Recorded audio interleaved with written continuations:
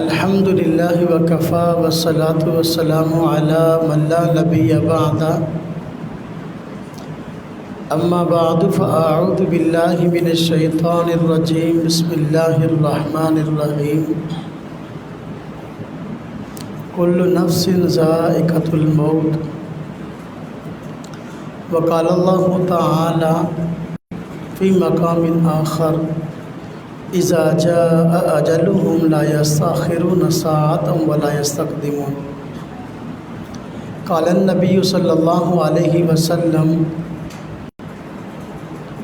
الدال علی الخیر کفاعلہ آمنت باللہ صدق اللہ العظیم وصدق رسولہ النبی الکریم ونحن علی ذلک من الشاہدین والشاکرین والحمد للہ رب العالمین اللہم صلی علی محمد وعلی آل محمد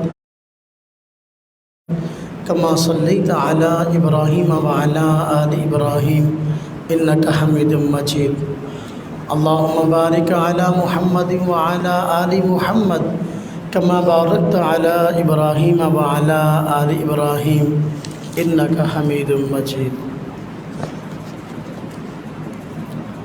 20 روزہ سمر کیمپ 2022 اس کا آج 15واں دن ہے۔ آج کے سبق میں ہم میت کو غسل دینے کا طریقہ سیکھیں گے، میت کو کفن پہنانے کا طریقہ سیکھیں گے تاکہ اپنے خاندان، اپنے علاقے، اپنے محلے اور اپنے عزیز و اقارب میں فوت ہونے والے حضرات کو ہم خود اپنے ہاتھوں سے غسل دینے والے بن جائیں۔ آج صورتحال یہ ہے کہ لوگ بہت سارے چاہتے ہیں کہ ہم میت تو غسل دیں لیکن ان کو دینے کا طریقہ نہیں آتا، اور وہ یہ سمجھتے ہیں کہ میت کو غسل دینے کے لیے کوئی بندہ خاص ہونا چاہیے، اس لیے علاقے اور محلے میں کچھ لوگ میت کو غسل دینے میں معروف ہوتے ہیں تو ان کو بلا کر میت کو غسل دلواتے ہیں، حالانکہ اپنے فوت شدگان کا حق ہے کہ ان کو اپنے ہاتھ سے غسل دیا جائے، کرائے کا بندہ استعمال نہ کیا جائے۔ جو بندہ پیسوں کے لیے غسل دینے کے لیے آ رہا ہے تو وہ کبھی بھی اطمینان اور اہتمام کے ساتھ غسل نہیں دے گا۔ آج کل صورتحال یہ ہے کہ جو لوگ غسل دینے میں معروف ہیں جب ان کو بلایا جاتا ہے تو بسا اوقات وہ آ کر پوچھتے ہیں کہ کتنے پیسے والا غسل دینا ہے، 1000 روپے والا، 2000 والا، 5000 والا، تو پھر اس طرح غسل دیتے ہیں۔ جس بندے نے آ کر آپ سے پیسے مانگنے ہیں پہلے یا بعد میں یا طے کرنے ہیں، آپ مجھے بتائیں کہ وہ غسل دینے کو نیکی کہاں سمجھے گا؟ اس لیے میت کو غسل دینے کا طریقہ سیکھیں۔ ایک طبقہ تو وہ ہے جو بیچارہ دینا چاہتا ہے لیکن سمجھتا ہے کہ یہ بہت بڑا کوئی مشکل کام ہے جو ہم میں سے کوئی کر نہیں سکتا، اس لیے بندہ کوئی جو نا بلاؤ جو آئے اور پیسے اس کو دے اور وہ غسل دے کے چلا جائے۔ اور ایک طبقہ مسلمانوں کا وہ بھی ہے جو کہ میت کو غسل دینا بدفعلی خیال کرتا ہے، یعنی وہ سمجھتا ہے کہ ہم نے اگر میت کو غسل دی تو پتہ نہیں ہم جلدی مر جائیں گے اور کوئی پتہ نہیں کیا اس کے اثرات ہوں۔ میں آج سے کچھ سال پہلے راولپنڈی CMH اسپتال میں تھا، بیٹا میرا بیمار تھا اس سلسلے میں، تو وہاں ایک آدمی فوت ہو گیا اسپتال میں، تو جو اس کے بیٹے تھے نوجوان پڑھے لکھے تھے ماشاءاللہ، اب وہ اسپتال میں کسی بندے کو ڈھونڈ رہے تھے جو کہ ان کے والد صاحب کو غسل دے سکے۔ میں کاؤنٹر پہ کھڑا تھا تو وہ آیا اور کاؤنٹر سے جو صاحب موجود ہے کاؤنٹر پر، تو ان کو آ کر کہنے لگا کہ ہمیں کوئی بندہ چاہیے کہ ہمارے والد صاحب فوت ہو گئے ہیں تو جو ان کو واش کر سکے۔ میں بڑا حیران ہوں، اس کی طرف دیکھتا رہا تو جو کاؤنٹر پہ صاحب موجود تھے انہوں نے کہا کہ اگر آپ کے والد صاحب فوت ہو گئے ہیں تو آپ ان کو اپنے گھر لے جائیں، گھر جا کر یہ کام کریں، غسل دینے والا، کفن پہنانے والا۔ کہتے نہیں جی ہم یہیں غسل دیں گے، یہیں سے کفن پہنائیں گے اور قبرستان لے جائیں گے۔ تو اس نے پوچھا بھی کیوں، ایسا آپ کیوں کرنا چاہتے ہو؟ تو کہنے لگا کہ ہمارے بچے ڈرتے ہیں، ہمارے بچے ڈرتے ہیں اس چیز سے کہ ہمارے گھر میں کوئی فوت شدہ بندہ پہنچے۔ تو یہ مسلمانوں کی ذہنیت ہے۔ اس لیے میرے بھائیوں، میرے دوستوں، میرے عزیزوں، اپنے فوت شدگان کو غسل خود دیا کریں۔ اگر آج ہم کسی کا سہارا بنیں گے اور اس کو غسل دیں گے، کفن پہنائیں گے، تدفین میں شرکت کریں گے، اجر اور ثواب ہے ہی۔ کل کو ایسے افراد پیدا ہوں گے جو خوش نصیبی سمجھ کر، سعادت سمجھ کر ہمارے غسل میں شرکت کریں گے، ہمارے کفن دفن میں شرکت کریں گے۔ اور غسل دینے کا طریقہ یہ سیکھنا بہت زیادہ ضروری ہے۔ آج کے سبق میں ہم میت کو غسل دینے کے متعلق اہم باتیں عرض کریں گے۔ پہلے تو میت کے جو ورثاء ہیں اور غسل دینے کا ارادہ رکھتے ہیں، ان کے لیے کچھ ہدایات ہیں، پہلے وہ ذکر کرتے ہیں۔ ہدایات کا مطلب کہ وہ رہنمائی والی باتیں کہ جن کا خیال اگر رکھیں گے تو میت کو غسل دینا آسان ہو جائے گا، پریشانی نہیں بنے گی۔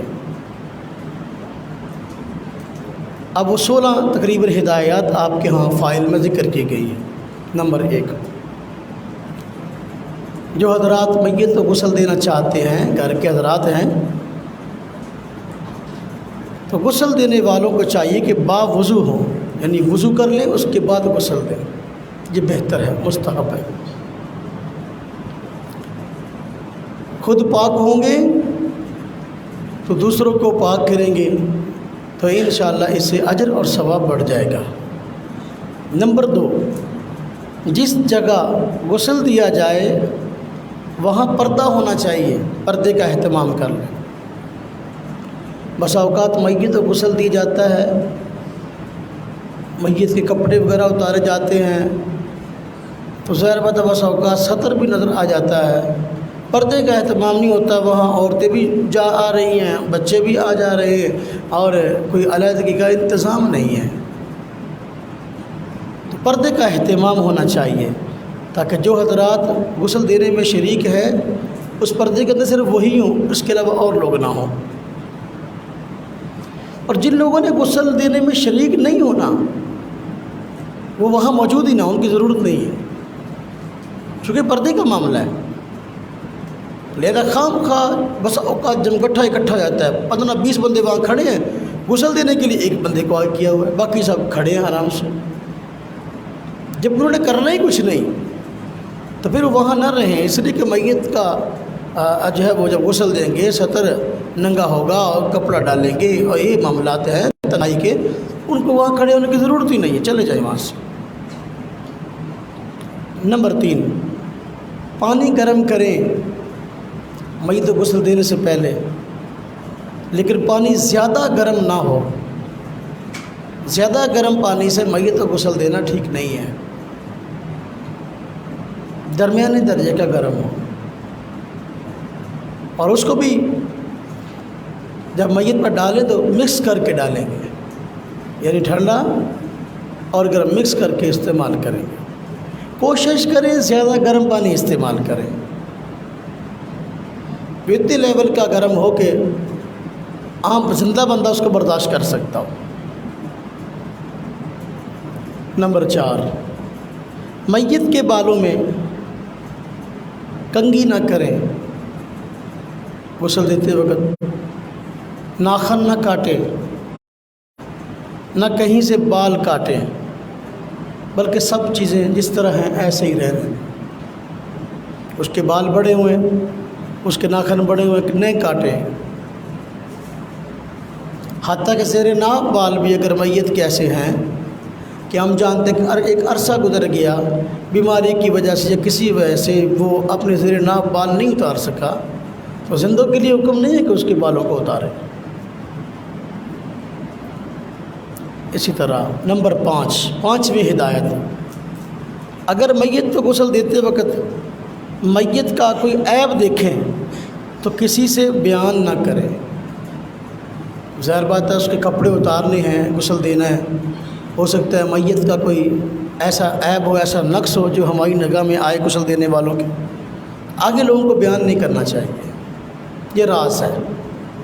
اللہ تبارک و تعالیٰ نے اگر اس راز سے ان غسل دینے والوں کو مطلع فرمایا ہے تو یہ آگے دوسروں کو نہ بتائیں۔ نمبر 6، اگر کوئی اچھی علامت دیکھے، مثلا چہرہ کی نورانیت، تبسم، تو اسے ظاہر کر دینے میں حرج نہیں بلکہ یہ مستحب ہے۔ آپ میت کو غسل دے رہے ہیں تو اس کے چہرے پر نورانیت ہے اور چہرے پر خوشی کے آثار ہیں، تو اس چیز کا دوسروں سے تذکرہ کرنا چاہیے تاکہ لوگ اس فوت ہونے والے کے متعلق اچھا گمان رکھیں کہ یہ نیک آدمی تھا، یہ اچھا آدمی تھا۔ حدیث پاک میں آتا ہے نا کہ جب بندہ فوت ہوتا ہے تو اس وقت جب اس کی جان نکل رہی ہوتی ہے تو اس کو اس کا ٹھکانہ دکھایا جاتا ہے، جنت یا دوزخ۔ اگر بندہ جنتی ہوتا ہے تو جنت دکھائی جاتی ہے، جب وہ جنت کی نعمتوں کو دیکھتا ہے تو اس کے لیے جان دینا آسان ہو جاتا ہے، چہرے پہ خوشی کے آثار بھی ہوتے ہیں۔ بار کے اگر کوئی اچھی چیز دیکھ رہے ہیں اس کو آپ نقل کر سکتے ہیں، یہ مستحب ہے۔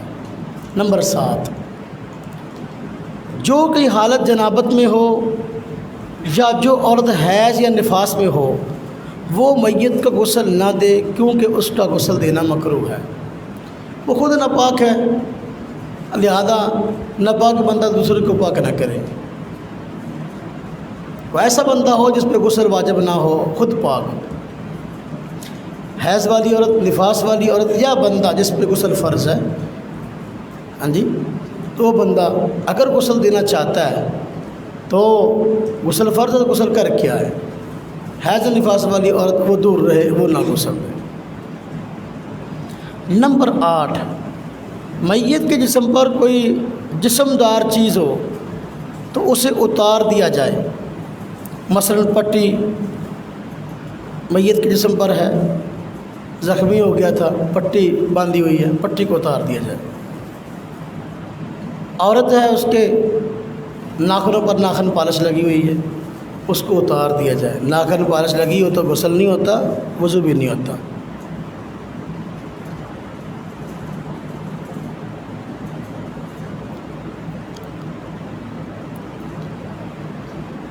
ناخن پالش لگی ہو، ہاں جی، تو خطرناک کام ہے، اس لیے اس کو اتارنا چاہیے۔ عام حالات میں گھروں کے اندر خواتین کو ناخن پالش کے استعمال سے منع کرنا چاہیے، اس کی جگہ پر مہندی لگا لی جائے یا عرق استعمال کر لیا جائے، چونکہ مہندی اور عرق ایک ایسی چیز ہے جس کی طے نہیں جمتی، بس صرف رنگ چڑھتا ہے، تو لہذا عورت کے لیے مہندی لگانا کوئی عیب کی بات نہیں ہے، ناخنوں پر اگر عرق لگاتی تو کوئی عیب کی بات نہیں ہے۔ حضور نبی پاک صلی اللہ علیہ وسلم کے پاس ایک خاتون آئی، پردے میں حضور نبی پاک صلی اللہ علیہ وسلم بیعت کیا کرتے تھے، خواتین کو پردے میں بیعت کرتے تھے۔ ایک عورت نے اپنا ہاتھ بڑھایا، فرمایا یہ مرد کا ہاتھ ہے؟ انہوں نے کہا نہیں، میں حضرت خاتون ہوں۔ فرمایا پھر مہندی لگاؤ۔ لہذا عورتوں کے لیے مہندی لگانا یہ کوئی عیب کی بات نہیں، ایک اچھی بات ہے، لیکن مرد خام خواہ لگاتے پھر یہ کام خراب ہے۔ بات سمجھ میں آئی؟ رنگ وغیرہ لگا ہوا ہے کسی بھی جگہ پہ تو ٹھیک نہیں ہے۔ جی نمبر 9، غسل کے لیے جو چیزیں درکار ہیں، بھئی تو غسل دینا ہے، بہت ساری چیزوں کی ضرورت پڑتی ہے، وہ پہلے اکٹھی کر لی جائیں تاکہ غسل کے دوران نہ پھر بندہ بھاگتا پھر او فلاں چیز لاؤ فلاں چیز لاؤ، نہیں ایسا نہیں، پہلے سامان اکٹھا کر لو۔ مثلا پانی ڈالنے کے لیے لوٹا چاہیے، میت کے اوپر ڈالنے کے لیے تہبند چاہیے، اور پانی جہاں مکس کیا جائے یا پانی جو ہے وہ ڈالنے کا اہتمام کیا جائے وہ ٹب چاہیے پانی کا۔ یہ چیزیں استعمال کی ہیں، لہذا ان کو پہلے مہیا کر لیا جائے۔ اور یہ کوئی ضروری نہیں جس طرح کے لوگوں نے سمجھا ہو کہ یہ چیزیں نہیں ہونی چاہیے، گھر کے استعمال کی چیزیں بھی وہ بھی استعمال کر سکتے ہیں۔ بعض لوگ سمجھتے ہیں کہ جو میت غسل کے لیے چیزیں ہیں وہ ایک تو نہیں ہونی چاہیے، اور دوسرا نہیں ہونے کے جب استعمال کر لیں اس کے بعد خود استعمال نہیں کر سکتے، یہ بے وقوفی ہے، جہالت ہے۔ نہیں منگوانے کی ضرورت نہیں، تو جو چیزیں میت غسل میں استعمال ہو ان کو دوبارہ اپنے استعمال میں لا سکتے ہیں۔ بدفعلی یا جہالت کی وجہ سے ان کو صدقہ کرنے کی ضرورت سمجھنا یا پھینک دینا یہ غلط، اللہ کی نعمت کی ناقدری ہے۔ جو کپڑا میت غسل کے لیے استعمال کیا گیا، آپ نے اس کے سطر پر ڈالا تھا، بعد میں خود استعمال کر سکتے ہیں۔ جو لوٹا استعمال ہوا اس کو استعمال کر سکتے ہیں، جو ٹب پانی کے لیے استعمال ہوا اس کو استعمال کر سکتے ہیں، جو اور چیزیں صابن استعمال ہو میت غسل دینے کے لیے بعد میں خود استعمال کر سکتے ہیں۔ بعض لوگ اس کو نحوست سمجھتے ہیں کہ میت کا استعمال شدہ صابن ہم کو استعمال کریں، تو وہ کپڑے جو ہے وہ کیسے استعمال کریں؟ وہ میت کے کپڑے جو ہے جو آپ نے میت نے پہلے استعمال کیے وہ بھی کر سکتے ہیں، جو یہاں کپڑا ایسا ہے زیادہ استعمال کیا غسل دینے کے لیے آپ اس کپڑے کو بھی استعمال کر سکتے ہیں۔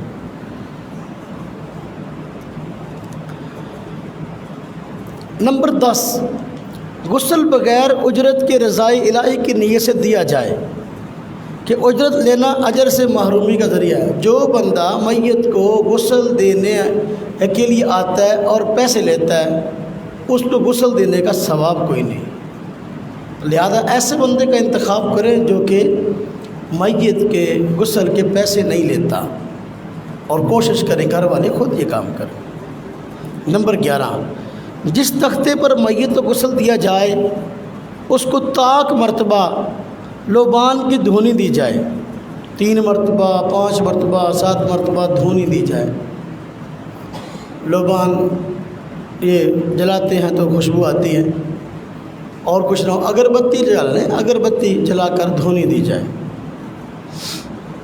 جس تختے پر میت کو غسل دینا ہے پہلے اس کو دھونی دے لیں طاق مرتبہ۔ اس کے دینے میں حکمت کیا ہے؟ سنت ہے، باقی حکمت میں یہ حکمت ہو سکتی ہے کہ جس تختے پر غسل دیں گے اس کو پہلے دھونی دی ہے، ایک تو اگر وہاں کوئی بدبو کے آثار ہیں تو ختم ہو جائیں گے، خوشبو آئے گی۔ نمبر 2، اس سے میت کا جسم جلدی خراب نہیں ہوتا، کہ بسا اوقات دفنانے میں جنازے میں دیر ہوتی ہے تو کوئی تو غسل دے دیا جائے تو بعد میں پھر میت کا جسم جلدی خراب ہونا شروع ہو جاتا ہے، اس میں حکمت ہے۔ نمبر 12، غسل دینے کے لیے بیری کے پتے ڈال کر گرم پانی تیار کر لیں، جب نیم گرم رہ جائے اس سے غسل دیں، اگر پتے نہ ہو تو سادہ نیم گرم پانی کافی ہے۔ کوشش کریں بیری کے پتے استعمال کریں، پانی کے اندر ڈالیں، یہ سنت ہے۔ اور اس میں بھی ایک تو سیدھی بات ہے کہ سنت ہے، حضور کا طریقہ، حکمت کچھ بھی ہم یہ جاننے کے پابند نہیں ہیں، اور اس میں بھی غالباً حکمت یہی ہے کہ بیری کے پانی سے غسل دیجیے میت کو، ایک تو جسم ذرا میل کو چیل جو ہے وہ اچھی طریقے سے اتر جاتی ہے۔ اب جو بندہ فوت ہوتا ہے عام طور پر بیچارہ بسا اوقات بستر مرگ پہ پڑا ہوتا ہے، کئی دن سے نہایا نہیں ہوتا، تو صابن سے بسا اوقات تو تسلی نہیں ہو پاتی، لہذا بیری کے پانی سے اگر غسل دیں گے تو صفائی ستھرائی زیادہ ہو جائے گی، اور اس میں یہ بھی حکمت ہے کہ میت کا جسم جلدی خراب نہیں ہوگا۔ لہذا اگر بیری ملتی نہیں قرب و جوار میں کہ بیری ہے، جیسے شہروں میں مسئلہ ہے اب وہاں پر پانی کو ویسے گرم، سادہ پانی کو گرم کر لیا جائے تو یہ بھی کافی ہے۔ نمبر 12، غسل دینے کے لیے بیری کے پتے ڈال کر گرم، یہ تو ہوا۔ نمبر 13، جس جگہ غسل دیا جائے وہ ایسی ہو کہ پانی بہہ کر پھیل نہ جائے ورنہ لوگوں کو چلنے پھرنے میں تکلیف ہوگی۔ یعنی ایسی جگہ پر غسل دینے کا اہتمام کیا جائے کہ پانی وہاں سے آگے کی جانب بہہ جائے، پانی وہاں سے آگے کی جانب بہہ جائے، خام خواہ جو ہے وہاں پانی اکٹھا نہ ہوتا ہو، وگرنہ غسل کا پانی وہاں جمع ہو کر زہر بطور ناپاک پانی ہے تو اب کسی کے پاؤں پہ لگے گا، کسی کے کپڑے پہ لگے گا، چھینٹے پڑیں گے اور مسائل ہیں۔ فوتگی والے گھر میں رش ویسے ہی بڑا زیادہ ہوتا ہے، تو لہذا جگہ ایسی کا انتخاب کرے کہ ڈلوان والی ہو کہ پانی استعمال ہو اور سیدھا پانی آگے نالی میں بہہ جائے۔ یہ چیزیں ایسی ہیں چھوٹی چھوٹیاں دیکھنے کو، لیکن حقیقت میں پھر بڑے مسائل کھڑے ہوتے ہیں۔ یہ بڑی محنت سے چارٹ تیار کیا گیا غسل دینے والوں کو کن کن چیزوں کا خیال رکھنا چاہیے۔ جی نمبر 14، میت کے ناف سے لے کر گھٹنوں تک کے حصے کو دیکھنا جائز نہیں، ایسی جگہ ننگا ہاتھ لگانا بھی جائز نہیں۔ تو میت کو استنجا کرانے غسل دینے میں اس جگہ کے لیے دستانے پہننا چاہیے یا کپڑا ہاتھ پر لپیٹ لیں، کیونکہ جس جگہ زندگی میں ہاتھ لگانا جائز نہیں وہاں مرنے کے بعد بھی ہاتھ لگانا جائز نہیں، اور اس پر نظر بھی نہ ٹکائیں۔ اب دیکھیں، چونکہ مرد کا ستر جو ہے ناف سے لے کر گھٹنوں تک ہے، عورت کا سارا جسم ستر ہے۔ مرد کی ہم چونکہ کورس مردوں کو بڑھا رہے ہیں ان کی بات کر رہے ہیں،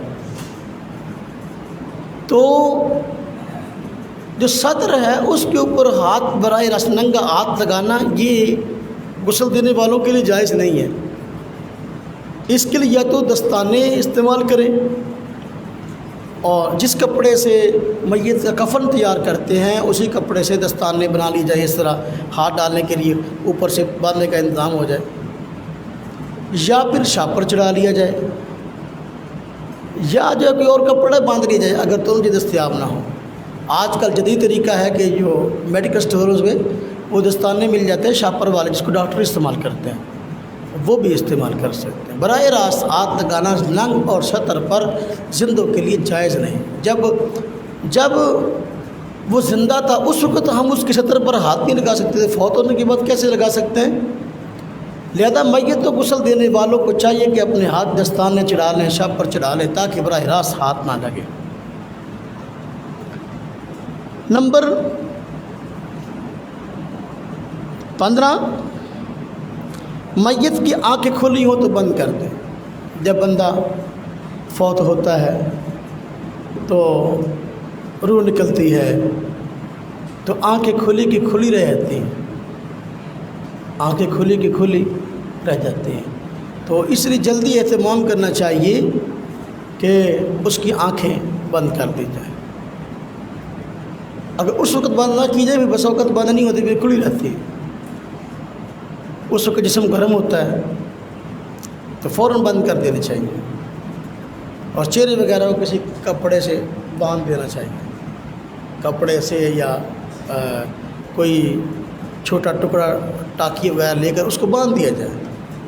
منہ بھی بسا اوقات کھلا رہتا ہے اور آنکھیں بھی کھلی رہتی ہیں، اگر دیر تک رہیں تو پھر غسل دیتے وقت بھی بند کریں تو بسا اوقات بند نہیں ہوتی، لہذا ان کے بند کرنے کا اہتمام کرنا چاہیے۔ تو اگر غسل دیتے وقت بند نہ ہو، اب بندے کی مجبوری آپ کیا کر سکتے ہیں، اگر منہ بند نہیں ہے منہ کھلا ہوا ہے اب کوئی روئی وغیرہ دے کر اس کو بند کیجیے تاکہ جو ہے اپنا پانی اندر زیادہ نہ چلا جائے۔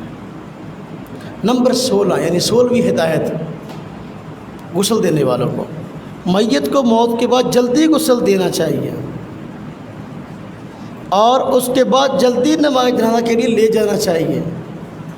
ہمارے یہاں بڑا وقت گزر جاتا ہے، ابھی فلانا رشتہ دار چلا ہوا ہے فلانے شہر سے، ابھی فلانا چلا ہوا ہے فلانے شہر سے، پوری زندگی چاہے اس بیچارے کا منہ نہ دیکھا ہو، پوری زندگی چاہے اس بیچارے سے کبھی ہنس کی بات نہ کی ہو، اب جب تک وہ نہیں آئے گا اب غسل نہیں دینا۔ اب سینکڑوں کا مجمع بیچارہ وہاں آیا ہوا رشتہ داروں کا وہ ذلیل ہو رہا ہے ایک بندے کی وجہ سے۔ جس نے پہنچ رہے وقت پہ پہنچے۔ باہر کے میت کو جلدی غسل دینا چاہیے، اور غسل دے دے اس کے بعد جلدی جنازہ ہو۔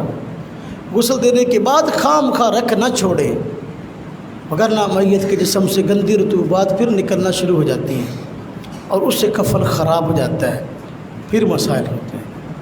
لہذا غسل بھی جلدی دیں اور اس کے بعد جلدی جنازہ بھی پڑھائیں، اور پھر جنازے کے فوراً بعد بھی تدفین کے لیے جو ہے بندے کو لے جانا چاہیے۔ یہ جو رواج ہے نا لمبا چوڑا، جنازہ ہو جائے اس کے بعد پھر رکھ دیتے ہیں چارپائی، اب سب لوگ دیکھ رہے ہیں۔ نہ جس نے دیکھنا ہو پہلے آ کے دیکھ لے، وہاں چارپائی رکھ کے اب سب لوگ دیکھنا شروع کر دیتے ہیں، یہ بھی کوئی سنت طریقہ نہیں ہے۔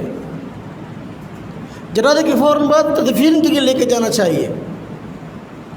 اور بعض خواتین جو ہے نا ایسے خام خواتین، اگرچہ میرا یہ موضوع نہیں، میں غسل کی بات شروع کرنی، لیکن مسئلہ سمجھا دوں۔ خواتین مثلا غیر محرم خواتین، ان کو بڑا شوق ہوتا ہے یا اس کو شرعی مسئلہ سمجھتی ہے، محلے میں کوئی بندہ فوت ہو جائے غیر محرم منہ دیکھن جانا، یہ جائز زندگی میں جس کا منہ دیکھنا جائز نہیں ہے، فوت ہونے کے بعد جائز کیسے ہو گیا؟ یہ بڑا غلط طریقہ کار ہے۔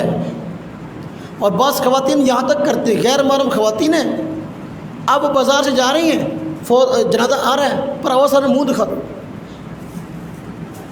پراؤ سانو منہ دکھا دو۔ اب سارے اپنا جتنے بھی ساتھ شریک ہوتے ہیں وہ کھڑے ہوتے ہیں، میت کو رکھا جاتا ہے، اس کا چہرہ کھڑا ہوتا ہے، منہ دکھا دو۔ یہ منہ دیکھنا کون سا ثواب کا طریقہ ہے؟ یہ کوئی شرعی مسئلہ ہے، حرام ہے یہ غیر محرم عورت کے لیے کسی کا منہ دیکھنا۔ خام خائی قبرستان میں روک لیتی ہیں، جاتے ہیں یہاں پہلے منہ دکھا دو، باہر کیف۔ تو یہ 16 ہدایات ہیں میت کے ورثاء اور غسل دینے والوں کو ان چیزوں کا خیال رکھنا چاہیے۔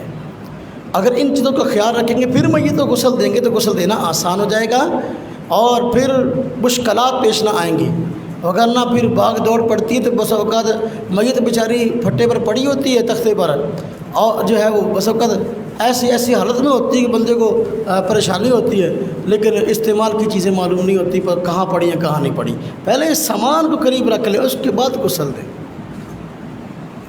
چارپائی لے آئیں، بس اوقات چارپائی لانا یاد نہیں رہتا، اور لوگ سمجھتے ہیں چارپائی بھی کوئی اسپیشل ہو تو پھر ہے، یعنی وہ چارپائی جو مسجد میں پڑی ہوتی ہے نا میت کے لیے، میت کو اسی چارپائی پہ لے کے جانا، یہ کوئی شرعی مسئلہ نہیں ہے، بات یاد رکھیں، یہ کوئی شرعی مسئلہ نہیں ہے اسی چارپائی پر جو ہے میت کو لے کے جانا ہے۔ نہ گھر میں کوئی بھی چارپائی ایسی ہے کہ جس کو آپ سمجھتے ہیں صاف ستھری ہے مضبوط ہے، اس کو استعمال کر سکتے ہیں۔ میت کے لیے وہ جو چارپائی ہے وہ کیوں رکھی جاتی ہے؟ پھر اصل وجہ یہ ہے کہ وہ چارپائی مضبوط ہوتی ہے بنسبت عام گھر کی چارپائیوں کے۔ نمبر 2، اس کی یہ صفت ہوتی ہے کہ جان بین سے جو ہے نا اس کے جنگلہ لگا ہوا ہوتا ہے، اگر اس کو اٹھا کر لے کے چلیں گے تو میت گرتی نہیں ہے، عام طور پر سادہ چارپائی پہ گرنے کا خدشہ ہوتا ہے، بات سمجھ آئی؟ اور مضبوط ہوتی ہے اور درمیان میں ٹوٹنے کا اس کا خدشہ نہیں ہوتا، تو اس وجہ سے اس کو استعمال کر لیتا ہے، مگر یہ کوئی شرعی مسئلہ نہیں ہے، بات سمجھ آئی؟ شرعی مسئلہ نہیں ہے کہ مسجد کی چارپائی کو استعمال کریں، گھر میں بھی آپ کے یہاں مضبوط چارپائی موجود ہے تو آپ اس کو استعمال کر سکتے ہیں۔ اور ایک اور مسئلہ بھی ہے، میت کو غسل دینے کے بعد جنازہ اٹھاتے ہیں نا تو اس کے اوپر مسجد سے ایک چادر لاتے ہیں جس کے اوپر قرآن کریم کی آیات لکھی ہوتی ہیں، چاروں کل لکھے ہوئے ہیں، قل یا ایھا الکافرون، قل ھو اللہ احد، قل اعوذ برب الفلق، قل اعوذ برب الناس۔ اب اس جو ہے وہ چادر کو میت کے اوپر ڈالنا کو ثواب سمجھتے ہیں، حتیٰ کہ اس کی ننگ کی جگہ پر اس کو ڈالا جاتا ہے، پاؤں پر اس چادر کو ڈالا جاتا ہے جس پر قرآن پاک کی آیات لکھی ہوتی ہے۔ یہ قرآن پاک کی آیات کی بےادبی ہے، جہالت ہے، پتہ نہیں کس بندے نے اس چادر کو ایجاد کیا ہے کہ اس پر قرآن کریم کی آیات لکھی ہوئی ہیں اور میت کے پاؤں پر ڈالی جاتی ہے، میت کے ننگ پہ ڈالی جاتی ہے۔ عجیب بات ہے، میت کے اوپر کوئی نہ کوئی آپ صاف چادر ڈال دیں، کوئی اچھی دری، اچھا پنجابی جو کھیس کہتے ہیں انہوں، وہ آپ کے پاس موجود ہے، مضبوط چادر موجود ہے گھر میں، کوئی صاف ستھری، آپ اس کو ڈال دیں۔ یہ جو خاص چادر مسجد سے لائی جاتی ہے، اس میں قرآن پاک کی آیات لکھی ہوئی ہیں، تو ان کو پاؤں پر ستر والی جگہ پر ڈالنا جائز نہیں ہے۔ باہر کیا یہ کچھ ہدایات تھی جو 16 تھی کہ میت کو غسل دینے والوں کو ان باتوں کا خیال رکھنا چاہیے۔ آگے میت کے غسل کا سامان کون کون سا ہے، تاکہ اس سامان کو مہیا کر لے۔ دوبارہ پھر اس کی لسٹ دی گئی ہے۔ کہتے ہیں میت کو غسل دینے سے پہلے درج ذیل اشیاء قریب کر لیں۔ نمبر 1 غسل کا تختہ، یعنی جس پر میت کو غسل دینا ہے، وہ اکثر مسجد سے لوگ لے کے جاتے ہیں، تو کوئی ارجن جو گھر کے اندر سے تختہ موجود نہیں ہوتا تو مشترکہ طور پر اس کو استعمال کر لیتے ہیں۔ تو تختہ اس پر غسل دیا جائے، وہ پہلے موجود ہو۔ ادھر سے جو ہے نا غسل دینے کے لیے تیار ہو جاتے ہیں، پھر کہتے ہو تختہ تو ہے نہیں، جو موسیقی سے لے کے آؤ، پہلے اس کو قریب کرو۔ نمبر 2 میت سے کپڑے کاٹنے پڑتے ہیں، کینچی قریب کر لیں۔ نمبر 3 چھوٹی چادر 2 عدد یہ پاس رکھ لیں۔ جب ہم میت سے کپڑے کاٹیں گے تو 70 بار جگہ پر اس چادر کو ڈالیں گے، لہذا چادر جو ہے وہ 2 عدد چھوٹی ہمارے پاس ہونی چاہیے۔ اور 2 کیوں ہے؟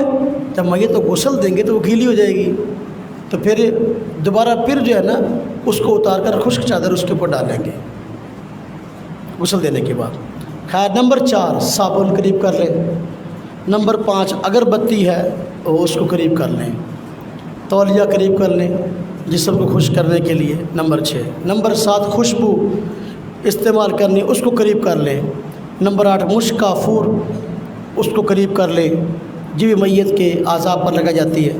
نمبر 9 دستانے یا شاپر 3 عدد کم از کم اپنے پاس رکھ لیں، ہاں جی، تاکہ اس کو دستانوں کو پہن کر یا شاپر کو اوپر چڑھا کر میتوں کو غسل دے سکے۔ نمبر 10 پانی کے ٹپ 2 عدد، اس میں گرم اور ٹھنڈا پانی ہے مکس کرنے کے لیے ٹپ جو ہے وہ موجود۔ نمبر 11 پانی ڈالنے کے لیے 2 ڈبے استعمال، ٹھنڈا گرم پانی، ٹھنڈے کے لیے الگ، گرم کے لیے الگ، 2 ڈبے قریب ہونے چاہیے۔ نمبر 12 بیری کے پتوں والا نیم گرم پانی، جس طرح میں نے کیا، پانی گرم کر لیں اور اس کے بعد جو ہے اس کو قریب کر لیں۔ نمبر 13 روئی کا ایک بڑا پیک جو ہے وہ لے لیں۔ بس اوقات میت کو غسل دے رہے ہوتے ہیں تو کسی نہ کسی جگہ سے اس کے خون بہ رہا ہوتا ہے یا رطوبت بہ رہی ہوتی ہے، تو یا آگے ہم بیان کریں گے، جب میت کو ہم نے وضو کروانا ہے تو روئی کا پھایا گیلا کر کے اس کے دانتوں پر پھیرنا ہے، ناک کے اندر پھیرنا ہے، کان میں پھیرنا ہے، تو روئی کا ایک پیک وہاں قریب ہونا چاہیے۔ نمبر 14 ٹیشو پیپر یا ڈھیلے قدرے ضرورت، اب میت کو استنجا کرانا ہے اس کے لیے یا ڈھیلا چاہیے یا ٹیشو پیپر چاہیے، تو چونکہ آج کا جدید دور ہے لہٰذا ڈھیلا نہ لائیں، ٹیشو پیپر بھی لے آئیں، رول جو ہوتا ہے تو اس کو بھی استعمال کر سکتے ہیں، اس میں کوئی حرج والی بات نہیں ہے۔ نمبر 15 کفن قریب کر لیں میت کا۔ نمبر 16 چارپائی، ہم نے غسل دینے کے بعد جہاں میت کو لٹانا اس کو قریب کر لیں۔ یہ ساری چیزیں یہ پردہ کے احاطہ میں ہونے چاہیے جب میت کو ہم نے غسل دینا ہے۔ اب غسل دینے کا طریقہ کیا ہے، اس کو ہم مرحلہ وار ذکر کریں گے۔ 10 مرحلے ہیں میت کے غسل میں۔ نمبر 1 میت کو غسل دینے میں مرحلہ وار یہ ترتیب اختیار کی جائے تو بہتر ہے۔ نمبر 1 پہلا مرحلہ، میت کو جس تختے پر غسل دیا جائے اس کو 3 بار یا 5 بار یا 7 بار لوبان کی دھونی دینی چاہیے۔ پھر میت کو اس پر اس طرح لٹائیں کہ قبلہ اس کی دائیں جانب ہو جائے۔ پہلے میں نے بتایا کہ تختے کو دھونی دینی ہے تاکہ جو ہے بدبو وغیرہ ہو تو دور ہو جائے، صفائی ستھرائی کا اہتمام ہو جائے۔ تو اب تختہ اس ترتیب سے رکھنا ہے کہ میت کو جب اس کے اوپر لٹائیں تو قبلہ اس کی دائیں جانب ہو جائے، بائیں جانب قبلہ نہ ہو، اس طریقے سے اس کو لٹائیں۔ بالفرض آپ نے غسل دینا یہاں پر، آپ میت کو اس طریقے سے لٹائیں گے اس کا سر اس طرف آ جائے دائیں جانب اور پاؤں اس طرف آ جائے، ہاں جی، جب سر اس طرف ہوگا اور پاؤں اس طرف ہوں گے تو دائیں جانب کس طرف ہوگی؟ قبلہ کی جانب. تو لہذا اس چیز کا خیال کریں. پہلا مرحلہ دھونی دے دیں اس کو اور اس کے بعد میت کو اس تختے پر لٹا دیں. دوسرا مرحلہ میت کے بدن کے کپڑے اتاریں، کرتا ہے، شیروانی ہے، بنیان وغیرہ چاک کر لیں اور تہمد اس کے سطر پر ڈال کر اندر ہی اندر کپڑے اتار لیں. یہ تہمد لمبائی میں ناف سے پنڈلی تک اور موٹے کپڑے کا ہونا چاہیے تاکہ گیلا ہونے کے بعد اندر کا بدن نظر نہ آئے. یہ میت کے جو کپڑے اتارنے اس سے پہلے ایک کپڑا اس کے سطر پر ڈال لیں. جس طرح ہم نے کہا 2 چھوٹی چادریں جو کہا تھا اس میں ایک کم از کم ناف سے لے کر گھٹنے تک ہو. مرد کا سطر اتنا ہے، عورت کے لیے ایسا کپڑا ہونا چاہیے جو اس کے پورے جسم پر جو ہے وہ پورا آ جائے. اور یہ کپڑا اتنا موٹا ہونا چاہیے کہ اگر ہم پانی پھینکیں تو جو ہے نا وہ اندر سے جسم نظر نہ آئے کپڑے کے اوپر سے. اور اس کا کلر سفید نہیں ہونا چاہیے. سفید کلر موٹا بھی ہو تب بھی نظر آ جاتا ہے. اس کے لیے گہرا کلر یا سیاہ ہو یا سیاہی مائل گہرا نیلا جسے کہتے ہیں، پرپل جسے کہتے ہیں، یا اس طرح کا گہرا کپڑا ہو. اگر آپ پانی ڈالیں تو اب گیلا ہونے کی وجہ سے نیچے سے جسم نظر نہ آئے. ایسا ہونا چاہیے اور موٹا ہونا چاہیے، پتلا نہیں ہونا چاہیے. اکثر ایسا ہوتا ہے کہ کپڑا جو ہوتا ہے وہی کفن والا کپڑا جو ہے وہ میت کے اوپر ڈال دیتے ہیں اور جب اس کے وہ نہا رہے ہوتے ہیں تو سارا سطر نظر آ رہا ہوتا ہے. تو یہ بے حیائی کی بات ہے. جب اس کو ہاتھ نہیں لگا سکتے، دیکھ کہہ سکتے، لہذا کپڑا موٹا اوپر ڈالا جائے. یہ کپڑا ہم نے ڈال دیا. اب اس کپڑے جو ہے نا اس کے چاک کرنے ہیں. چاک کرنے کا طریقہ جس کو آتا ہو تو اس کو کینچی پکڑائی جائے. یہ نہ کو بیچارہ کپڑے چاک کرتے کرتے کسی اور کوئی اور چیز چاک کر دے. بات سمجھ آئی؟ تو لہٰذا اس چیز کا خیال رکھا جائے. ہاں جی، بازو ہیں تو کینچی یہاں ڈالی اور یہاں تک آ گئے. شلوار ہے ڈالی تو اوپر تک آ گئے. ہاں جی، کرتا ہے تو چاک کر دیا. بعض لوگ کپڑوں کو اتارنے کی کوشش کرتے ہیں، کپڑے نہیں اتارے جاتے اس لیے کہ اب وہ بیچارہ خود تو حرکت کر نہیں رہا، تو ہم کیسے اس کے کپڑے خاص طور بازو وغیرہ کیسے اتار سکتے ہیں؟ لہذا کاٹنا ہی مناسب ہے. ہاں، جو چیز کاٹے بغیر اتر سکتی ہے اس کو اتار لیں. جس طرح کے سر پہ ٹوپی ہے تو اتار لیں، پگڑی ہے تو اتار لیں، شیروانی ہے تو اتار لیں، واسکٹ ہے تو اتار لیں. اب یہ کاٹے بغیر اتر سکتی ہے، اس میں کوئی حرج نہیں ہے. لیکن جو چیز مشقت کے ساتھ اترے گی اس کو اس طریقے سے کاٹ لیا جائے. کاٹ کر جو ہے آپ اوپر سطر کی جگہ پر کپڑا ڈال دیا جائے. تیسرا مرحلہ ناف سے لے کر گھٹنوں تک میت کا بدن دکھنا جائز نہیں. جس طرح کہ پہلے مسئلہ بیان ہوا، ایسی جگہ ہاتھ لگانا بھی ناجائز ہے. میت کو استنجا کرانا ہے ہم نے، کہ میت کو استنجا کرانے اور غسل دینے میں دستانے پہنے، چاہے ہاں جی دستانے پہننے چاہیے یا کپڑا ہاتھ پر لپیٹنا چاہیے. غسل شروع کرنے سے پہلے بائیں ہاتھ میں دستانہ پہن کر مٹی کے 3 ڈیلے لے کر یا ٹشو پیپر سے استنجا کرائیں اور پھر پانی سے پاک کریں. یہ تیسرا مرحلہ ہے. تو میت کو استنجا کرانا ہے. میت کو استنجا کرانا ہے میں نے پہلے جو ہے نا اپنے ہاتھ پر بائیں ہاتھ پر شاپہ چڑھائیں، دستانہ چڑھائیں. اس کے بعد آپ ڈھیلے سے یا ٹشو پیپر سے استنجا کرائیں. استنجا کا مطلب ہوتا ہے شرمگاہ پر جو ہے وہ ناپاکی کو دور کرنا شرمگاہ سے. تو اب ڈھیلے کے ذریعے ہو یا ٹشو پیپر کے ذریعے سے ہو، یہ دونوں شرمگاہوں کا استنجا اچھے طریقے سے کرانا چاہیے تاکہ گندگی جو ہے وہ نہلاتے وقت پھیل نہ جائے. اچھے طریقے سے تسلی کرنی چاہیے. اس کے لیے جتنے چاہے ڈیلے استعمال ہو جائیں، جتنا چاہے ٹشو پیپر استعمال ہو جائے. اچھے طریقے سے پہلے ہم میت کو استنجا کرائیں گے. نمبر ہاں جی، اب جب ہم نے استنجا کرا لیا، استنجا کرایا تو اس کے بعد وہاں پانی بہا دیا جائے. ڈیلے سے یا ٹشو پیپر سے استنجا کرنے کے بعد ننگ والی جگہ پر شرمگاہ پر پانی بہا دی تاکہ جو ہے گندگی کے کچھ تھوڑے بہت ذرات ہیں بھی تو پانی کے بہنے کی وجہ سے وہ نکل جائیں اور زائل ہو جائیں. چوتھا مرحلہ اب استنجا ہو گیا. اب اس کے بعد ہم نے میت کو وضو کروانا ہے. استنجا کے بعد کیسے؟ کہتے ہیں وضو میں پہلے گھٹوں تک ہاتھ دھلائیں. گھٹوں تک جب وضو شروع کرتے ہیں تو پہلے گھٹوں تک ہاتھ دھوتے ہیں نا، پہلے اس سے گھٹوں تک ہاتھ دھلائیں. اس کے بعد کہتے ہیں اب ہم تو جو زندہ لوگ ہیں پہلے کلی کرتے ہیں، پھر ناک میں پانی ڈالتے ہیں، اب میت کلی کر نہیں سکتی۔ کلی کا ہے نا جی، منہ میں پانی لے کر اچھے طریقے سے اس کو حرکت دینا اور باہر پھینک دینا، اب میت یہ کام کر نہیں سکتی، نہ ہم اس کو کروا سکتے ہیں۔ تو اب اس کے لیے کیا کریں گے؟ نہ ناک میں پانی ڈال سکتی ہے، بلکہ یہ کریں گے کہ روئی کا پھایا تر کر کے دانتوں اور مسوڑوں پر پھیر کر پھینک دیں گے۔ یہ عمل 3 مرتبہ کر لیں گے، یعنی کلی کی جگہ پر اس کے منہ میں روئی دے کر دانتوں کو اچھے طریقے سے صاف کر لیں گے اور گیلا کر کے 3 مرتبہ یہ عمل کریں گے۔ یہ کلی کے کیا مقام ہے۔ پھر اسی طرح ناک کے دونوں سوراخوں کو روئی کے پھائے سے صاف کریں گے۔ وضاحت میں فرماتے ہیں یاد رہے کہ اگر میت کا انتقال ایسی حالت میں ہو کہ میت پر غسل فرض ہے، کوئی قریبی عزیز رشتہ دار جانتا کہ جب یہ فوت ہوا تو اس پر غسل فرض تھا، اب کہتے ہیں مثلا کسی کا جنابت کی حالت میں انتقال ہو گیا، یا عورت ہے اس کا حیض کی حالت میں انتقال ہو گیا، یا عورت ہے اس کا نفاس کی حالت میں بچہ پیدا ہوا نفاس کی حالت میں انتقال ہو گیا، اب یہ ایسی حالتیں ہیں کہ میت پر غسل فرض ہے۔ اگر ایسی صورتحال ہے تو بھی منہ اور ناک میں پانی ڈالنا درست نہیں۔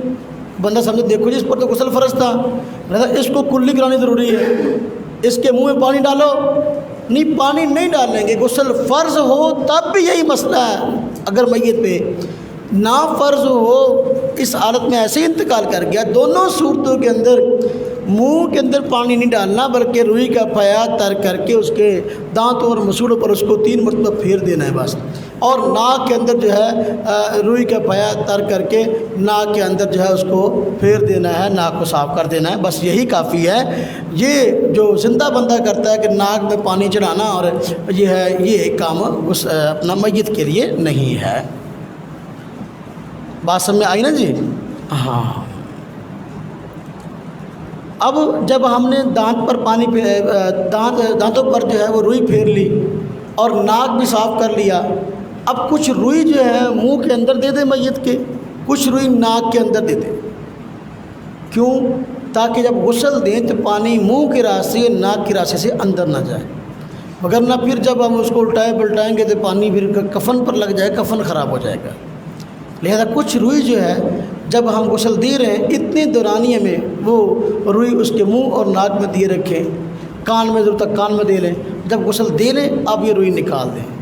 بعض لوگ جو ہے نا اس کے بعد بھی روئی نکالتے نہیں ہیں، روئی نکال دینی چاہیے ناک سے، کان سے اور منہ سے۔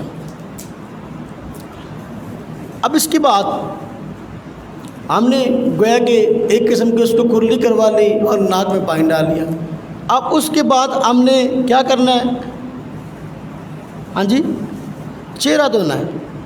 اب 3 مرتبہ میت کے چہرے کو دھوئیں گے، اور اس کے بعد اس کے بازو ہاتھ کونیوں سمیت دھوئیں گے، اور اس کے بعد ہم نے اس کے سر کا مسح کرنا ہے۔ جس طرح خود اپنے سر کا مسح کرتے اس طرح میت کے سر کا ہی مسح کروائیں گے۔ اس کے بعد جو ہے دونوں پاؤں کو ٹخنوں سمیت دھو دیں گے۔ تو اس طرح میت کا غسل ہو جائے گا، اور یہ 4تھا مرحلہ ہے جس میں ہم میت کو جو ہے وہ وضو کروا رہے ہیں۔ اس کے بعد اب 5واں مرحلہ میت کو غسل دینے کا۔ جب وضو مکمل ہو جائے تو پھر میت کے سر کو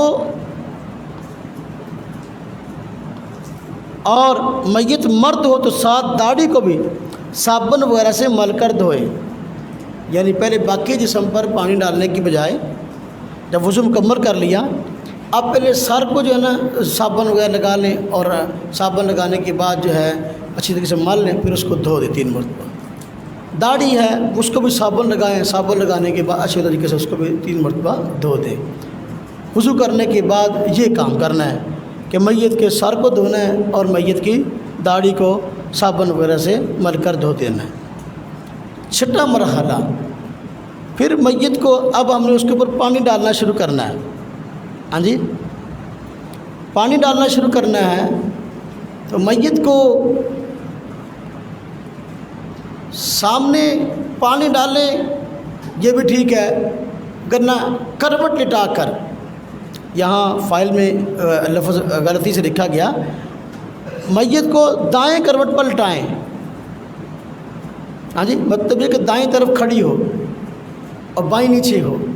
اب اچھے طریقے سے پانی ڈالیں، پانی ڈالنے کے بعد جو ہے صابن لگا لیں، ایک مرتبہ اچھی طرح پانی ڈال لیں، 2 مرتبہ ڈال لیں، اس کے بعد صابن لگا لیں، صابن لگانے کے بعد پھر پانی بہائیں تاکہ اچھے طریقے سے جو ہے وہ یہ حصہ صاف ہو جائے اور یقین ہو جائے کہ پانی نیچے تک پہنچ چکا ہے۔ پھر دوسری کروٹ لٹا دیں، یعنی دائیں کروٹ نیچے آ جائیں اور بائیں کروٹ اوپر ہو جائے۔ اب پھر صابن لگا لیں اور صابن لگانے کے بعد مل لیں، اس کے بعد پانی جو ہے ڈال لیں، پانی اچھی طریقے سے بہا لیں، یقین ہو جائے کہ پانی نیچے تک پہنچ چکا ہے۔ جب یہ معاملہ ہو گیا، یہ چھٹا مرحلہ ہے۔ اس کے بعد کہتے ہیں 7واں مرحلہ، پھر بائیں کروٹ لٹا کر اسی طرح سر سے پیر تک 3 دفعہ اتنا پانی ڈالیں کہ نیچے کی جانب کروٹ تک پانی پہنچ جائے، یعنی پہلے ہم نے ایک جانب لٹایا پھر دوسری جانب۔ 8واں مرحلہ، اس کے بعد میت کو اپنے بدن کی ٹیک لگائیں، یعنی اب گویا کہ غسل ایک قسم کا مکمل ہو گیا یہ۔ اب میت کو ٹیک لگوانی، اس طرح میں بیٹھا ہوں، کوئی بندہ اس طرح بیٹھے تو میرے اگر یہ ڈائس بڑا ہے، یہ پیچھے ہو، تو میت کو اس طرح بٹھا کر اس کی کمر اپنے گھٹنے کے ساتھ لگا دینی ہے، ہاں جی۔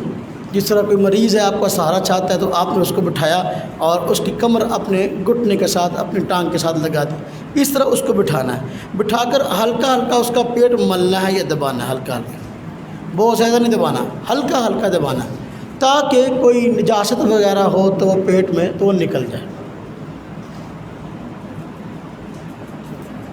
اب اگر اس طرح ہوا کہ کوئی نجاست نکل آئی تو اس کو دھو دے، اس کے بعد دوبارہ میت کو وضو اور غسل کرانے کی ضرورت نہیں ہے اگر چلے باقی نکلی ہے۔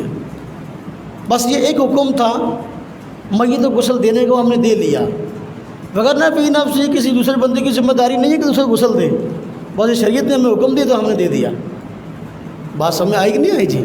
لہذا اب اگر گندگی نکلے اس کو ویسے صاف کر دیں، دوبارہ غسل دینے کی ضرورت نہیں ہے، نہ وضو کرانے کی ضرورت ہے۔ 9واں مرحلہ، پھر اسے بائیں کروٹ پر لٹا کر دائیں کروٹ پر کافور ملا ہوا پانی سر سے پیر تک 3 بار خوب بہا دیں۔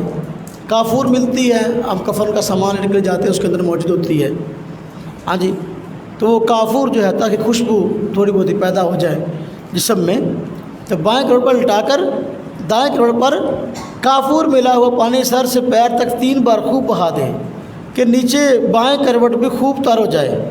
پھر دوسرا دستانہ پہن کر سارا بدن کپڑے یا تولیے سے خشک کر لیں اور دوسرا تہمند بدل دیں۔ یعنی اب جو ہے جب وہ کافور لگ گئی، اب ظاہر بات ہے غسل ہو گیا، میت کا جسم گیلا ہے، تر ہے، اس کو خشک کرنا ہے۔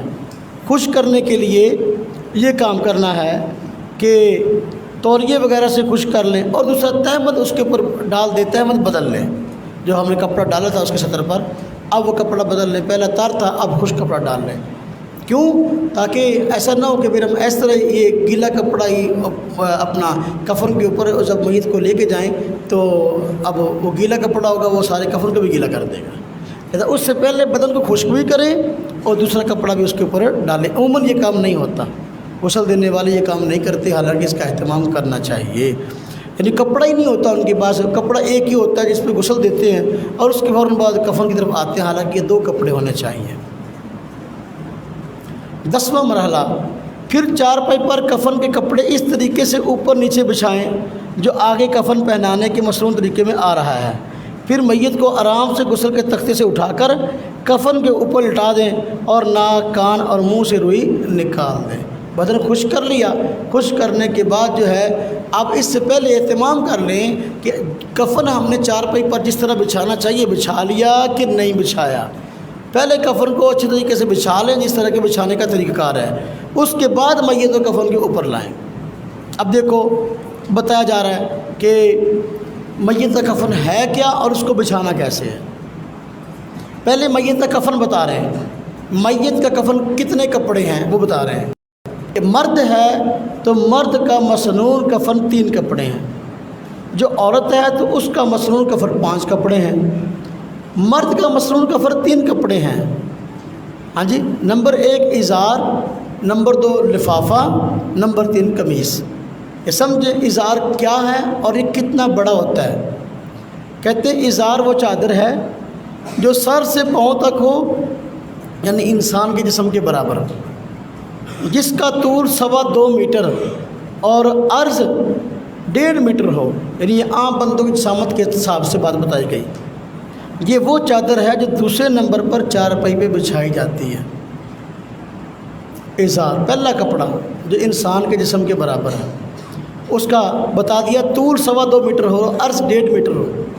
نمبر 2 لفافہ، یہ اس سے بڑی چادر ہوتی ہے، ہاں جی، یہ وہ چادر جو سب سے پہلے 4 پائی پر بچھائی جائے، جو میت کے جسم سے تھوڑی سی بڑی ہو، اس کا طول 2.25 میٹر سے 9 انچ زیادہ ہو۔ پہلی 2.25 میٹر تھی نا، یہ 9 انچ زیادہ ہو، ہاں جی، اور عرض 1.5 میٹر ہو۔ اب یہ لفافہ ہے۔ تیسرا کپڑا جو میت کفن کا حصہ ہے، اسے کرتا کہتے ہیں، قمیص کہتے ہیں۔ بغیر آستین اور بغیر کلی کے، سلائی کے بغیر کرتا گردن سے پاؤں تک، جس کا طول 2 میٹر اور عرض 1 میٹر ہو، یہ سب سے اوپر بچھایا جاتا ہے۔ بعض لوگ اس کو جو ہے وہ دیکھو نا، گردن سے پاؤں تک ہوتا ہے۔ بعض لوگ اس قمیض کو سیتے ہیں تو یہ گھٹنے تک ہوتا ہے، یہ گھٹنے سے تھوڑا نیچے، یہ غلط بات ہے۔ یہ گردن سے پاؤں تک ہونا چاہیے۔ یہ قمیض ہمارے دنیا کی قمیض کی طرح نہیں ہے، اس لیے اس کی سلائی بھی ایسی، نہ اس کی آستین ہے، نہ کلی ہے، نہ کوئی ایسا معاملہ ہے۔ بس صرف کپڑے کو درمیان سے پکڑ کر جو ہے نا وہ اس طرح کاٹ دیتے ہیں تو درمیان سے سوراخ بن جاتا ہے، تو اتنا کھلا سوراخ ہو کہ میت کا سر اس سے گزر سکے، اور اس کو تھوڑا سا اس طرح ایک جانب سے، جس طرح یہ جہاں ہم بٹن لگاتے ہیں تو اس طرح تھوڑا سا آگے طرف پھاڑ دیا جائے، بس یہ قمیض ہے اور کوئی چیز نہیں ہے۔ تو باہر کے 3 کپڑے یہ مرد کا کفن مسنون ہے، ازار، لفافہ اور قمیص۔ ازار یہ وہ کپڑا جو میت کے جسم کے برابر ہے، لفافہ وہ کپڑا جو کہ جسم سے تھوڑا سا بڑا ہے، اور قمیص یہ وہ کپڑا جو کہ گردن سے جو ہے وہ پاؤں تک ہے، ہاں جی، بغیر آستین، بغیر کلی کے۔ تو یہ 3 مسنون کپڑے ہیں میت کے کفن کے۔ نمبر 4، اب اپنا اگلی بات پر کے میت کو کفن پہنانے کا طریقہ۔ اب یہ ہم نے کفن سمجھ لیا میت کا کتنا ہے، تو اب یہ بات سمجھے کہ کفن کیسے پہنانا ہے۔ تو کہتے 4 پائی پر پہلے لفافہ کے نیچے، لفافہ بعد میں بچھائیں، پہلے اس کے نیچے تینوں جانب، سار کی جانب، بالکل درمیان میں، اور پاؤں کی جانب لمبی لمبی کانتریں جو ہیں کپڑے کی رکھ دی جائیں، تاکہ بعد میں ہم نے کفن کو باندھنا آسان ہو جائے۔ تو یہ نیچے رکھنی ہے، سار کی جانب، درمیان میں اور پاؤں کی جگہ پر، یہ 3 جگہ پر یہ کانتریں رکھیں، اور اس کے بعد جو ہے اس کے اوپر لفافہ بچھائیں، یعنی وہ کپڑا جو کہ سب سے بڑا ہے۔ تو اس کے بعد ہم اس کے اوپر بچھائیں گے ازار کو، جو اس سے چھوٹا ہے، میت کے جسم کے برابر ہے۔ اس کے بعد اس کے اوپر بچھائیں گے لفافہ، اس کے اوپر بچھائیں گے قمیص جو میت کا ہے۔ قمیص یہ وہ جو گردن سے لے کر جو ہے وہ پاؤں تک ہے، یہ بچھائیں گے۔ اب اس کو اس طرح بچھانا ہے قمیص کو کہ جو نیچے والی جانب ہے اس کو 4 بھی بچھا دیں گے، جو اوپر والی ہے اس کو ایک جانب کر کے سر کی جانب رکھ دیں گے۔ اب میت کو لائیں گے، سب سے نیچے لفافہ، اس کے اوپر ازار، اس کے نیچے قمیص، اور قمیص کا نچلا حصہ، اوپر والا حصہ جو ہے وہ ایک جانب سر کی جانب رکھ دیں گے۔ اب میت کو وہاں سے اٹھائیں گے، اور اٹھانے کے بعد یہاں جو ہے وہ 4 پائی پر رکھیں گے۔ جب 4 پائی رکھیں گے، اب جو ہے سب سے پہلے قمیص سیٹ کریں گے، یعنی جو کپڑا ہم نے سر کی جانب رکھا ہے اس کپڑے کو اٹھائیں گے، اور جو ہے وہ گلے کے اندر سے اس کو گزاریں گے قمیص کو، اور پھر سیدھا کر کے اس طریقے سے آگے اس طرح بچھا دیں گے۔ قمیص پہنا دیا گیا۔ جب قمیص پہنا دیا گیا، اب جو ہے وہ جو چادر ہم نے اس کے اوپر ڈالی ہوئی تھی سطر پر، اس چادر کو ہم کھینچ لیں گے، اس کو نکال لیں گے۔ اس کے بعد اس کے اوپر جو ہے ہم ازار ڈالیں گے، جو وہ کپڑا جو کہ میت کے جسم کے برابر ہے، پہلے بائیں جانب کپڑا ڈالیں گے، اس کے اوپر دائیں جانب اس طرح کر کے کپڑا ڈال دیں گے، اس طرح کفن والا۔ اس کے بعد لفافے کو بند کریں گے، یعنی پہلے بائیں جانب جو ہے اس کو بند کریں گے، پھر دائیں جانب اس کے اوپر رکھ دیں گے۔ اب جب کفن ہم نے پہنا دیا، کفن پہنانے کے بعد اور نیچے والی جو کنتریں ہم نے رکھی تھی وہ کنتریں نظر آئیں گی۔ اب کفن کو اس طریقے سے پھر اپنا جو ہے میت سمیت باندھ دیں گے 3 جگہ سے، سر والی جگہ پر بھی، درمیان والی جگہ پر بھی، پاؤں والی، تاکہ جو ہے میت کا کفن کھل نہ جائے اور اٹھانے میں اور رکھنے میں مشقت اور دقت پیش نہ آئے۔ اور یہ کانتریں جب اس کو میت کو دفنایا جاتا ہے اس وقت کھول دی جاتی، جب اس کو قبر میں رکھیں گے تو۔ بات سب میں آئی کہ نہیں آئی؟ یہ میت کو کفن پہنانے کا طریقہ ہے۔ جب ہم نے غسل کا طریقہ بھی سیکھ لیا، کفن پہنانے کا طریقہ بھی سیکھ لیا، تو اب میت کا جنازہ کیسے پڑھنا ہے؟ صاحب جب غسل کے بعد جلدی کوشش کریں جنازہ، تو میت کا نماز جنازہ کیسے پڑھنا ہے؟ میت کا نماز جنازہ جو نماز جنازہ در حقیقت یہ میت کے لیے دعا ہے، میت کے لیے استغفار ہے، تو لہذا اصل تو مقصود میت کے لیے دعا ہے، لیکن اس کو نماز کیوں کہا گیا؟ اس کو نماز اس لیے کہا گیا کہ بعض ایسی شرائط جو نماز کے لیے ہونا ضروری ہیں جنازہ کے لیے بھی ہیں، وہ شرائط کا پایا جانا ضروری ہے۔ ان شرائط کا خیال رکھنے کی وجہ سے اس کو بھی نماز کہہ دیا گیا، جس طرح کے پاک ہونا، ہاں جی، جس طرح قبلہ کی جانب رخ ہونا، ہاں جی، تو نماز والی شرائط جو ہے اس کا اس میں خیال ہے، اس وجہ سے اس کو نماز کہہ دیا گیا، وگرنہ جنازہ در حقیقت میت کے لیے دعا ہے۔ اور دعا کے آداب میں سے ہے کہ پہلے اللہ تعالیٰ کی حمد و ثنا کی جائے اور پھر حضور نبی پاک صلی اللہ علیہ وسلم پر درود شریف پڑھا جائے، اس کے بعد میت کے لیے دعا کی جائے۔ لہذا جب ہم جنازہ کے لیے کھڑے ہوں گے تو پہلی تکبیر کے بعد، چونکہ 4 تکبیریں ہوتی ہیں، تو امام پہلی تکبیر کہے گا اللہ اکبر، پہلی تکبیر کے بعد ہم ثنا پڑھیں گے اور دوسری تکبیر کے بعد ہم درود شریف پڑھیں گے۔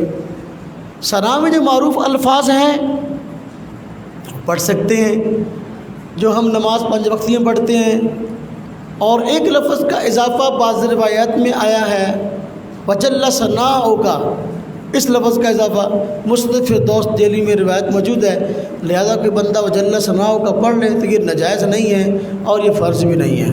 نماز والی ثنا پڑھ لے وہ بھی ٹھیک ہے، وجل ثناؤک پڑھ لے تو یہ بھی ناجائز نہیں ہے۔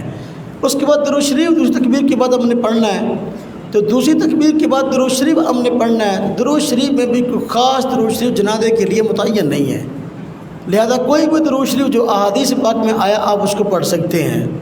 یہ جو آپ درود شریف ہم پڑھتے ہیں بعض جگہ لکھا ہوتا ہے، ہاں جی، جس میں صلیت وسلمت بارکت ترحمت، یہ عام جو ہے وہ حضور نبی پاک صلی اللہ علیہ وسلم اور صحابہ کرام کا طریقہ نہیں ہے کہ یہ درود شریف جو ہے وہ جنازے کا حصہ، ایسی کوئی بات نہیں ہے۔ لہذا کوئی بھی درود شریف آپ میت کے جنازے کے لیے پڑھ سکتے ہیں۔ درود ابراہیمی پڑھ لیں تو یہ میرے خیال میں افضل ہے، کیونکہ 5 وقتی نماز میں جب وہ درود شریف پڑھنا افضل ہے تو یہ درود شریف جو کہ ابراہیمی ہے اسی کو پڑھیں تو زیادہ مناسب ہے۔ اس کے بعد تیسری تکبیر کہی جائے گی، اور تیسری تکبیر کے بعد جو ہے میت کے لیے دعا ہے، اور دعاؤں میں مختلف الفاظ حضور نبی پاک صلی اللہ علیہ وسلم سے منقول ہیں، جس طرح کہ اللہم اغفر لحینا میتنا شاہدنا وغائبنا، یہ دعا ہے، یہ منقول ہے بالغ مرد اور عورت کے لیے۔ اس طرح اللہم اغفر لہ ورحمہ وعافہ واعف عنہ، یہ دعا جو ہے یہ بھی منقول ہے۔ تو جس کو جو دعا آتی ہو اس کو پڑھے، اخلاص کے ساتھ پڑھے، تاکہ جو ہے میت کی مغفرت ہو سکے۔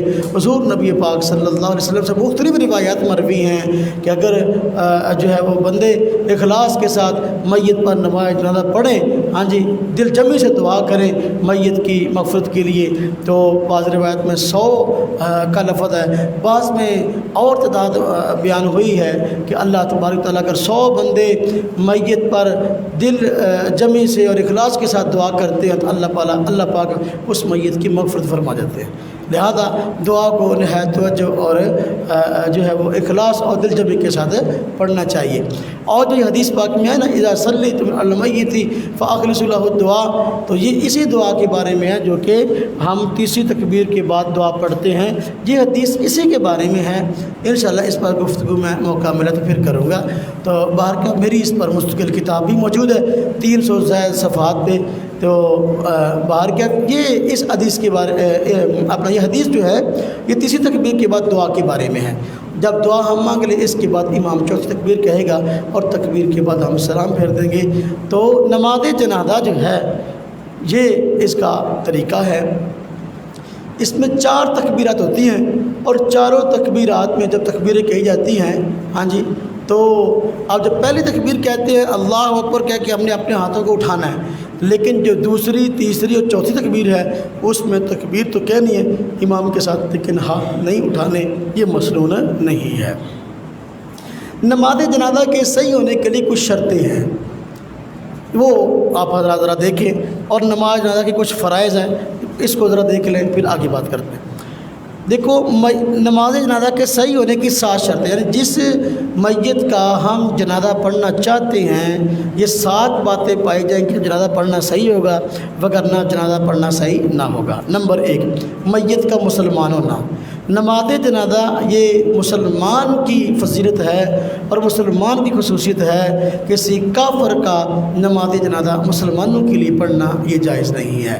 یہ اسلام اور مسلمانوں کی خصوصیت ہے کہ جنازہ مسلمان کا ہے، کافر کا جنازہ نہیں ہے، لہذا مسلمان کا جنازہ ہو۔ اگر مسلمان نہیں ہے تو جنازہ پڑھیں گے تو جنازہ پڑھنا صحیح نہ ہوگا۔ نمبر 2، میت کے بدن اور کفن کا پاک ہونا۔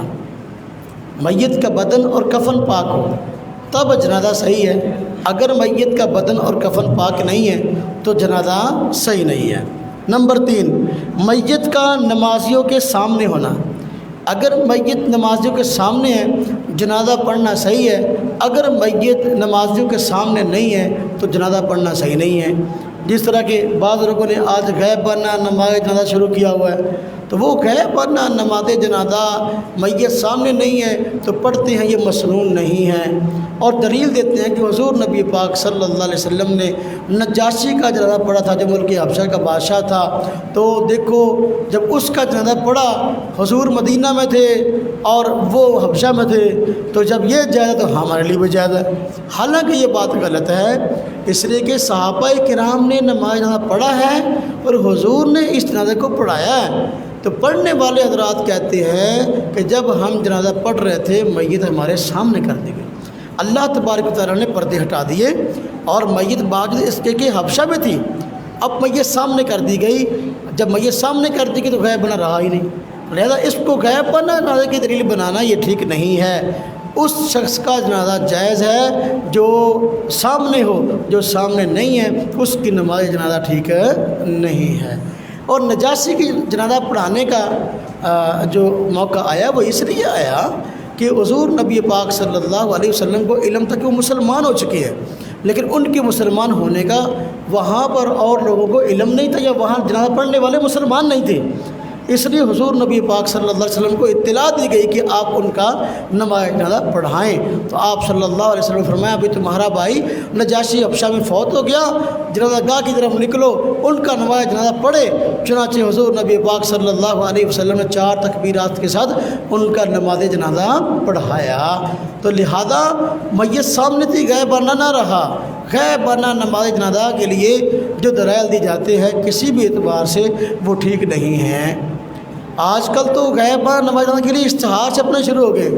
ایک بندہ ہاں جی کشمیر کے اندر شہید ہو گیا کہ اب اشتہار چھپ گیا جی، کیا اتنے دن بعد توجہ کرنا، اتنے دن بعد حافظ سعید صاحب یا فلانا کمپنی باغ میں، فلانے پارک میں، فلانے چوک چراہے پہ غائبانہ نماز جنازہ پڑھائے گا، یہ ہرگز مسنون نہیں ہے۔ ہم نے مسئلہ پڑھا، وہ بھی اس مسئلے کو جانتے ہیں کہ ایک بندہ فوت ہو جائے تو فوت ہونے کے بعد جنازہ جلدی پڑھنا چاہیے یا لیٹ؟ ہاں جی جنازہ جلدی پڑھنا مستحب ہے نا، تو پہلے جو ہے نا یہ اس کا اشتہار چھاپتے ہیں، پھر 8-10 دن کا وقفہ کرتے ہیں، 8-10 دن بعد جو جنازہ ہوگا۔ اب یہ کہاں کی سنت ہے؟ حضور نبی پاک صلی اللہ علیہ وسلم نے کتنے جنازوں کے اشتہار چھاپے؟ یہ اشتہار چھاپنا یہ مسجد اکٹھا کرنے کے لیے، اور اس میں منکرات اتنی ہیں، اس غیبہ نماز جنازہ کے اندر اتنی منکرات ہے، اتنی بدعات ہے، بندہ حیران ہے۔ اشتہار چھاپنا یہ بدعت ہے، جنازے کو لیٹ کرنا یہ بدعت ہے، اور پھر اس پر عورتوں کا بھی، خواتین کا بھی باپردہ انتظام ہوتا ہے، اور خواتین کے لیے پردے کا انتظام کرنا جنازے میں یہ بھی بدعت ہے۔ نماز جنازہ تو مردوں کے لیے ہے، خواتین کے لیے کہاں آ گیا؟ اور پھر بدعت پر بدعت ایک یہ بھی ہے کہ جنازہ پڑھنے کے بعد چندہ مانگتے ہیں۔ اب حضور نبی پاک صلی اللہ علیہ وسلم نے کتنی میتوں پر، کتنے جنازوں پر آپ نے چندہ اکٹھا کیا؟ معلوم ہوا غیبانہ نماز جنازہ یہ جنازے کے لیے نہیں ہے، میت کے لیے دعا کے لیے، بلکہ پیسے کے لیے ہے۔ کس کے لیے ہے؟ پیسے کے لیے ہے۔ عورتوں کو اس لیے بلاتے ہیں کہ عورتیں بیچاری نرم دل ہوتی ہیں، تو لہذا اب ترغیب دیتے ہیں۔ ہاں جی، پچھلے جنازے پر ایک بہن نے اپنا سارا زیور اتار کے دے دیا تھا، فلاں جنازے پر ایک بہن نے اپنے ساری کے جو اپنا ہاتھوں کی انگوٹھیاں اتار کے دے دی تھی، فلاں جنازے پر فلانی بہن نے جو ہے وہ اتنے لاکھ روپیہ دی۔ اب یہ سارے کا سارا کارگزاری پیسے کے لیے، یہ کوئی یہ یا ہم کہہ سکتے ہیں کمپنی کی مشہوری کے لیے۔ ہر فرقے نے کوئی 2-4 مسئلے اپنے فرقے کی مشہوری کے رکھے ہوئے ہیں، تو یہ فرقہ اہل حدیث کے حضرات نے جو غیبانہ نماز جہاں رکھا ہے یہ بھی اپنی کمپنی کی مشہوری کے لیے ہے، اس کا سنت سے دور کبھی واسطہ نہیں ہے۔ اور عجیب بات ہے، حیران ہوں میں، میرے پاس کاش وقت ہوتا میں اس کو تفصیل سے بیان کرتا کہ عجیب بات ہے، حضور نبی پاک صلی اللہ علیہ وسلم نے جنازہ پڑھایا نجاشی کا، جو بطور دلیل کے پیش کرتے ہو۔ نجاشی فوت ہوئے یا شہید ہوئے؟ فوت ہوئے۔ تمہیں چاہیے کہ تم بھی فوت شدگان کے غیبانہ نماز جنازہ پڑھاؤ۔ یہ فوت شدگان کے نہیں پڑھاتے جو تبھی موت فوت ہو جائے، بلکہ جو کشمیر میں شہید ہو جائے اس کا پڑھاتے ہیں۔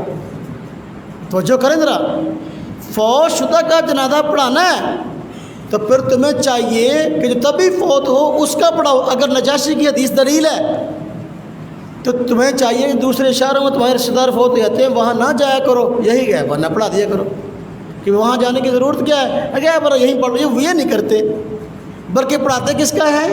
شہید کا۔ اور مزے کی بات ہے کہ ان کی اپنی کتابوں میں لکھا ہے شہید کا نماز جنازہ ہی نہیں ہے۔ اپنی کتابوں میں کیا لکھا ہے؟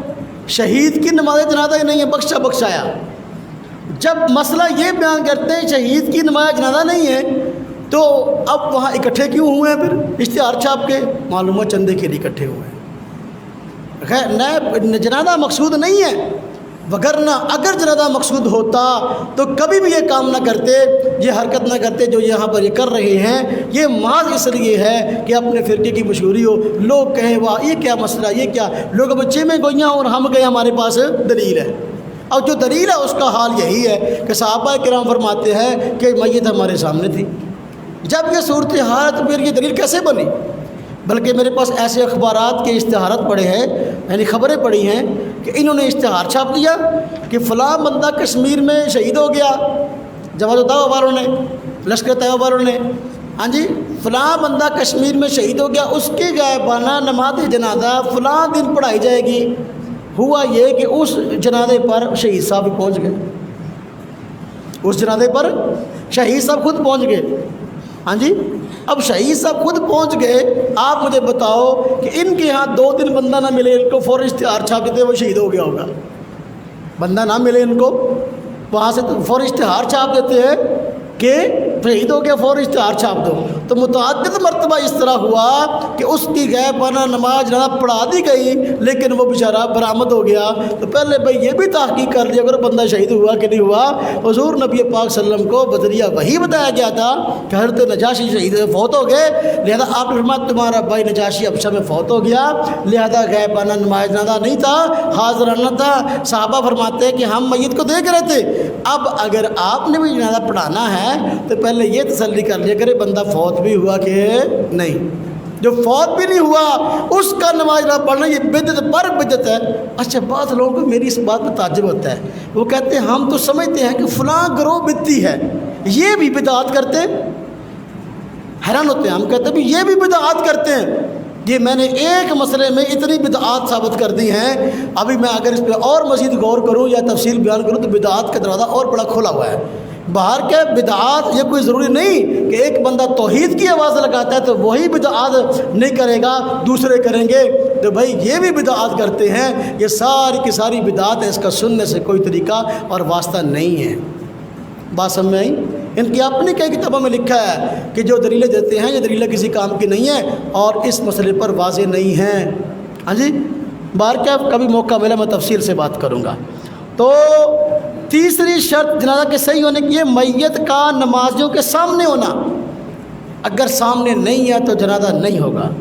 نمبر 4 میت کا حاضر ہونا، میت کا سامنے بھی ہو حاضر بھی ہو۔